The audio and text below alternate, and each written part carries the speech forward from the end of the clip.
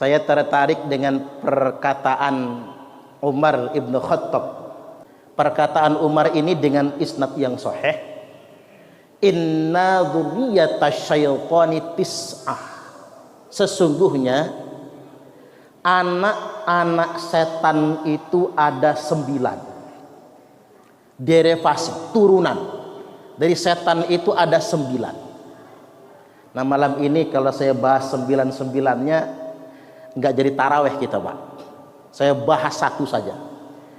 Di antara 9 anak setan itu ada setan yang paling hebat. Nama setannya setan A'wan. Apa tugasnya setan A'wan ini? Sahibus sultan. Spesial tugasnya menggoda sultan, menggoda penguasa, menggoda pejabat.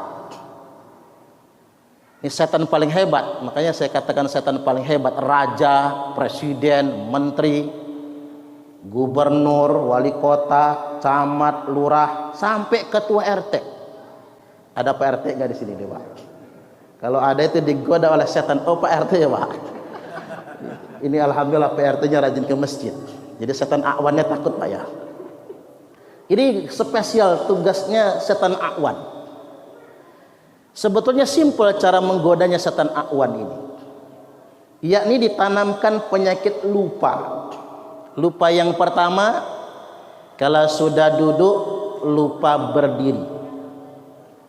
Kalau sudah naik lupa turun. Kalau sudah maju lupa mundur. Kekuasaan itu nikmat banget, Pak. Saking nikmatnya nggak mau diganti orang. Ya mungkin saya juga begitu kalau jadi penguasa ya. Nggak mau diganti orang. Sampai-sampai orang ingin rasanya berkuasa seumur hidup. Itu tabiat manusia itu. Kalau dirinya nggak bisa melanjutkan kekuasaan 3 periode nggak bisa misalnya. Karena terbentur aturan kan.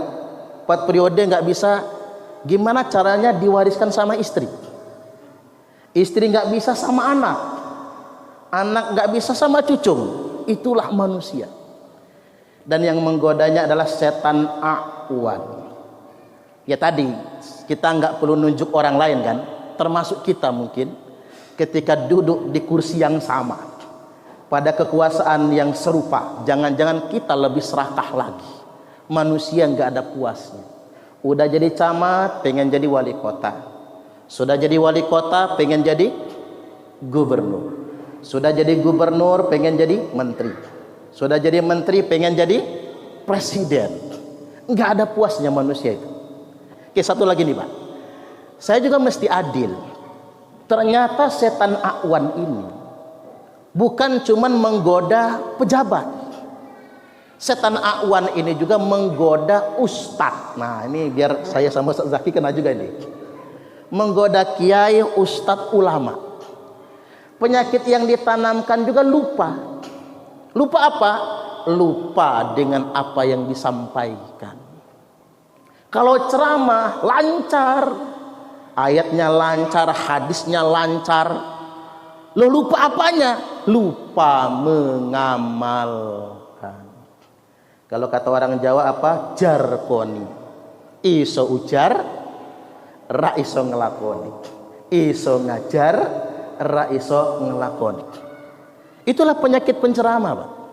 Penyakit penceramah itu satu. Suka ceramah tapi tidak suka mendengarkan ceramah. Ceramah seneng, tapi ngedengerin ceramah kurang suka. Itu penyakit penceramah. Yang kedua, kalau nggak diamplopin ngambek. Subhanallah, bener Pak. Jajan sekali-kali penceramah Ramadan jangan diamplopin, nggak datang lagi nanti dia Pak. Ngambek, ini penyakit menurut saya kan. Kemudian yang ketiga, punya kesulitan mengamalkan apa yang disampaikan. Saya nggak ngomongin orang, ngomongin diri saya sendiri. Ini penyakit sebetulnya. Karena setan yang menemaninya namanya setan A'wan. Makanya sebetulnya saya kalau ceramah itu ditanya orang, Ustaz, kami mau ngundang dari Musuji. Oke, pilih waktunya. Ujung-ujungnya dia nanya, Ustaz, bisa rohi pinten? Berapa angpaunya gitu Pak, kalau bahasa kasarnya. Wih, malu saya Pak, malu betul, seolah-olah betul. Padahal saya sebetulnya begini, saya punya pengandaian begini, satu penceramah kondang tidak bisa mengalahkan satu guru ngaji atau kiai kampung. Penceramah kondang Pak hanya bisa membuat jamaahnya terpukau. Ceramahnya lucu. Coba kalau ada pengajian akbar, yang diingat orang yang datang apa? Lucunya kan? Bukan isi ceramahnya. Satu penceramah kondang tidak bisa membuat jamaahnya pinter kayak penceramahnya, nggak bisa.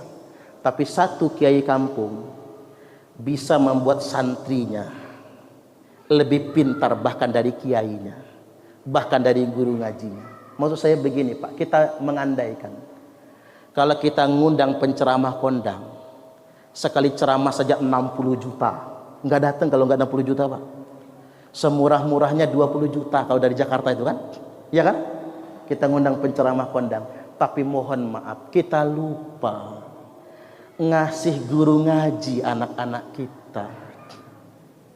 Coba Pak, kita berani ngundang penceramah kondang, kita amplopin 5 juta nih katakanlah, tapi kita lupa loh, yang bikin anak-anak kita pintar ngaji itu ustadznya, guru ngajinya, ustadz-ustadz di kampung. Coba kalau ada yang mati Pak di lingkungan kita, yang ngurusin jenazah siapa? Ustadz kampung kan. Mana ada kiai kondang datang Pak ngurusin jenazah. Yang mimpin tahlil, mimpin yasin siapa? Kiai kampung. Walaupun kadang-kadang cuma dikasih gocap jadilah itu Pak. Ini pokoknya bulan Ramadan saya ingin ingatkan sama orang-orang tua ini, yuk jelang Idul Fitri ini kita datengin guru-guru ngaji anak-anak kita, kiai-kiai kampung kita. Kalau bisa belikan sarung BHS ya Pak ya. Beliin sarung BHS yang mahal enggak apa-apa. Sejahterakan guru-guru ngaji, karena sebetulnya kita ngerti agama pangkalnya dari guru ngaji, dari kiai-kiai kampung yang ikhlas mengajarkan agama.